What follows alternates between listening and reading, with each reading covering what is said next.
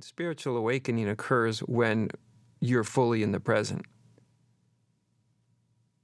To be fully in the present is to be spiritually awake.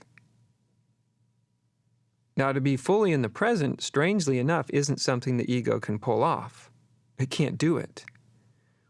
The ego can hear about being in the present moment, but it can't really pull off being completely in the present moment because the ego will be talking to itself. Am I in the present moment? How am I doing? Is this it? How do I know that it's the present moment? And therefore, it's like you're in the present moment, but really you're more in a narrative about this present moment. To be in the present, if the ego was to drop into the present moment fully, then the ego would not be talking to itself. That's what it would mean to be in the present moment, deeply. But if we understand that that's the essence of spirituality, it's the essence of spiritual awakening.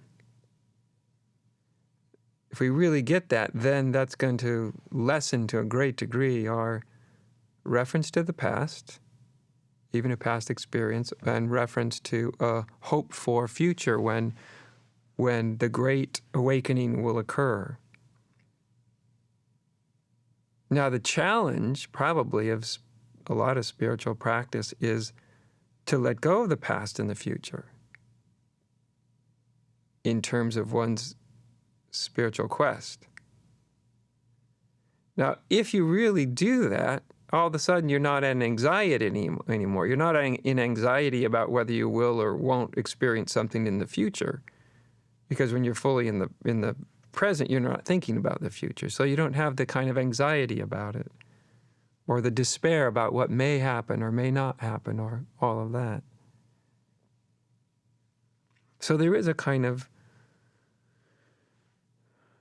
in a sort of mature, I guess you could say, orientation to spirituality is, you're no longer grasping at the future. You're not trying to reduplicate the past if there was a nice past experience. And the interest, because to be aware or to inquire, both of them take interest, profound interest, kind of deep interest. So the balance is that, say you're doing whatever spiritual practice you're doing, but can you do it without being dominated by the past or the future? Now, if you can intuitively sense into what I'm talking about here,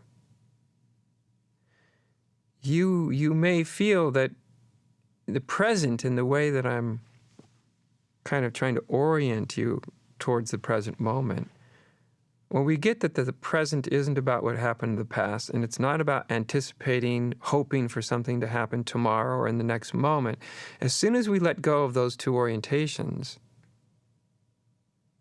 really let go of them, then the mind becomes extraordinarily quiet.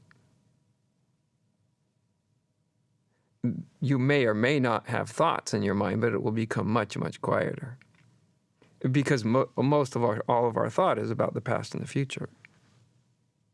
So when we're not entertaining the past and the future, spiritually speaking, the mind is quiet. It's like a calming comes down through the whole body.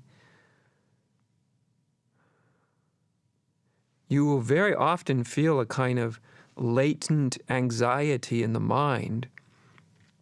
If I could articulate or give voice to that latent anxiety that often comes and pulls people back into the past or the future, the latent anxiety would say something like this: well, if I'm just completely in the now, since I can't be in the now and be controlling things, right? You can't do it.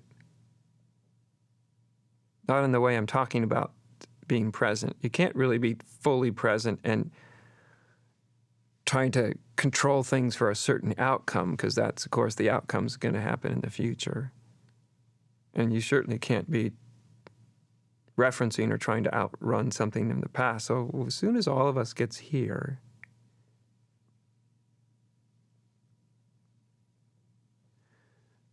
often people feel this sort of latent anxiety, like, my God, if I just open to now and I'm not pushing and I'm not anticipating and I'm not referencing the past or the future, well, by God, maybe nothing will happen. It's kind of like the ego confessing one of its underlying fears, like, if I just kind of let go, then how do I know anything useful is going to happen?